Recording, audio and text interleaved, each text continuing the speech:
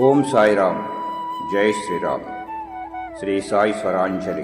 త్రేతాయుగంలో యాగం, ద్వాపర యుగంలో పూజ, మోక్ష మార్గాలని శాస్త్ర ప్రమాణం. ఇది కలియుగం. ఈ యుగం ఎదుర్కొంటున్న సమస్యలకు సాయి తత్వమే పరిష్కారం. అందుకే ఇది సాయి యుగం. ఈ యుగంలో మనిషి మోక్షాన్ని పొందడానికి నేను సులభోపాయాన్ని చెప్పుతున్నాను. అదే భగవన్నామ స్మరణం. ఇది ఎవరైనా ఆచరించదగ్గదే. భగవన్నామ స్మరణం అతి సులభం.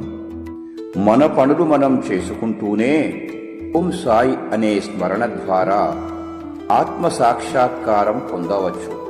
ఈ విశ్వంలో సాయికి సమానమైన భాష, భావం మరేదీ లేదు.